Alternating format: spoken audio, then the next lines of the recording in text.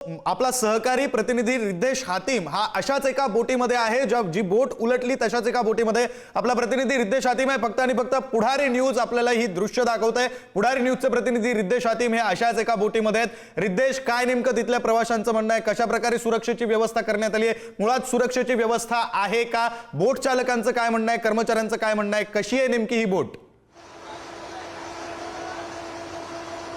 नक्कीच आपण पाहिली अशाच एक प्रकारे ही जी बोट होती जी आतमध्ये गेली होती। आता देखील पाहू शकतो या संपूर्ण बोटमध्ये जवळपास 30 ते 40 लोक आहेत, ते आरामात बसू शकतात। काही परिवार देखील आले आहेत, इकडे बसले आहे। महत्त्वाचं म्हणजे पाहिलं ते लाईफ जॅकेट आहे ते सध्या तरी या बोटीमध्ये दिसत नाही आणि त्या बोटीमध्ये देखील अशी परिस्थिती होती का असं प्रश्नचिन्ह आहे ते एकंदरीत उपस्थित होतो। आता देखील पाहिलं ते आजूबाजूला जे लाईफ जॅकेट्स आहेत ते ठेवलं पाहिजे होत्या, मात्र या बोटीमध्ये ते आपल्याला पाहिलं तर दिसून येत नाही। अशी जी मोठी बोट होती जी आतमध्ये गेली होती आणि त्यानंतर जी आहे ती पलटी झाली। फक्त काही जे बोटीमध्ये काम करणारे कर्मचारी आहेत त्यांचं जेवणाचं व इतर काही सामान आपल्याला दिसत आहे, मात्र नागरिकांच्या सुरक्षेसाठी आपल्याला इकडे काहीच आहे जी सुरक्षा जे लाईफ जॅकेट वगैरे घातलं जातात ते सध्या तरी आपल्याला काही दिसत नाही। फक्त पाण्याच्या बाटल्या असतील व इतर काही छोटं मोठं सामान असेल ते दिसत आहे। आता देखील पाहिलं जे नागरिक आहेत ते देखील आता जसं समुद्रामध्ये जशी बोट हलते तशा त्या नागरिक आहे त्या भरोश्यावर असे आरामात बसले आहेत, मात्र त्यांना सुरक्षा आहे की नाही हा खूप मोठा प्रश्नचिन्ह एकंदरीत इकडे आहे जो उपस्थित होत आहे।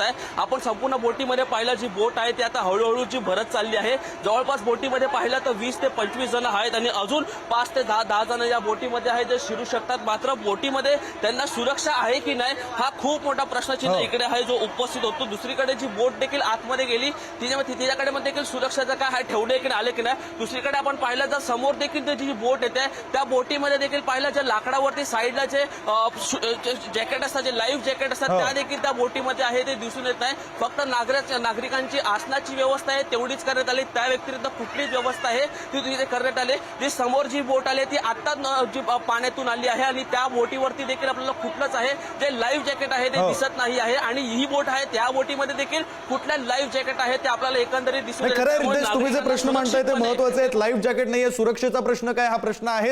हेच प्रश्न घेऊन तुम्ही या बोटीवरील काही कर्मचाऱ्यांकडे जा असं माझं म्हणणं आहे। काही कर्मचाऱ्यांकडे जा, त्या कर्मचाऱ्यांशी बातचीत करा की सुरक्षेचा प्रश्नाबद्दल काय, सुरक्षेविषयी नेमकी काय तरतूद ही या बोटीत करण्यात आलेली आहे।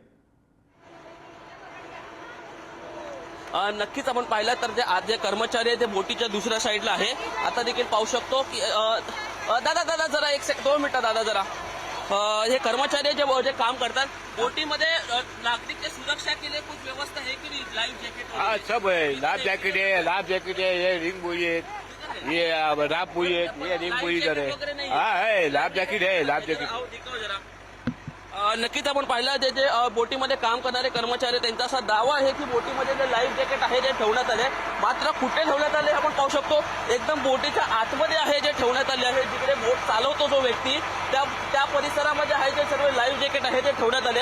बोटमध्ये जवळपास पाहिलं तर 30 ते 40 लोक आहेत जे आरामात बसतात, मात्र त्यांच्यासाठी आहे जे लाईफ जॅकेट किती आहे हा देखील खूप मोठा प्रश्नचिन्ह इकडे आहे जे उपस्थित होतोय। नाही, खरं आहे रिद्धेश, खरं तर हा आकडा नेमका किती आहे ते सुद्धा महत्त्वाचं आहे। तो आकडा ते किती दाखवतायत, किती लाईफ जॅकेट आहेत हे दाखवतायत ते सुद्धा तुम्ही पहा। एकदा प्रवाशांकडे जा, प्रवाशांना ही सगळी परिस्थिती सांगा, प्रवाशांना सांगा की तुम्ही ज्या बोटीतून प्रवास करताय त्यामध्ये तुमच्या सुरक्षेची व्यवस्था कशा प्रकारे करण्यात आली आणि त्यानंतर प्रवाशांची काय प्रतिक्रिया आहे ती सुद्धा पुढारी न्यूजच्या प्रेक्षकांपर्यंत आपण पोहोचवूया।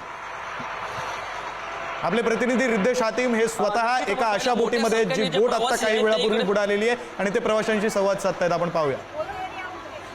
काही प्रवासी है प्रवासी से ठेठ बातचीत करूया।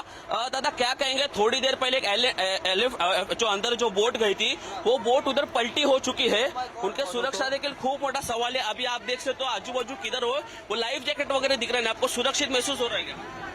नो सुरक्षित, कैसे सुरक्षित? लाइफ जैकेट कुछ दे नहीं रहे हैं कुछ, मतलब अगर बोट पलटी खा जाए, अभी जो हुआ था उसका हादसा, तो उस तरह ऐसा भी हमारा भी हो तो हम क्या करेंगे?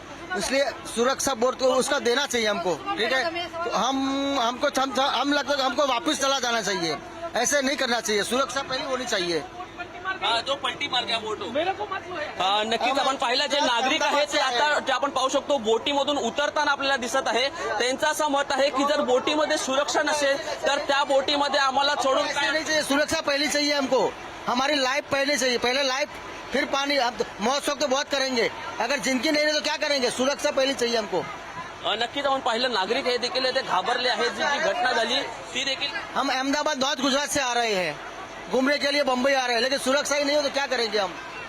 नक्कीच आपण पाहिलं जे प्रवासी आहेत ते अहमदाबादवरून फिरायला आले होते आणि त्यांचं असं मत आहे जर बोटीमध्ये सुरक्षा नसेल तर आम्ही जो प्रवास आहे तो कुठल्या पद्धतीने करावा आणि त्यामुळे आता ते बोटीच्या बाहेर ते एकंदरीत आपल्याला निघताना दिसत आहे.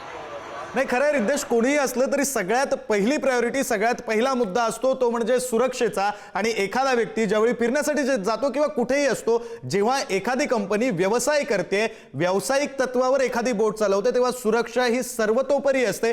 रिद्देश, तुम्ही असेच आपल्यासोबत जोडलेले राहा, या सगळ्या प्रकरणाकडे आपलं असंच लक्ष असणार आहे.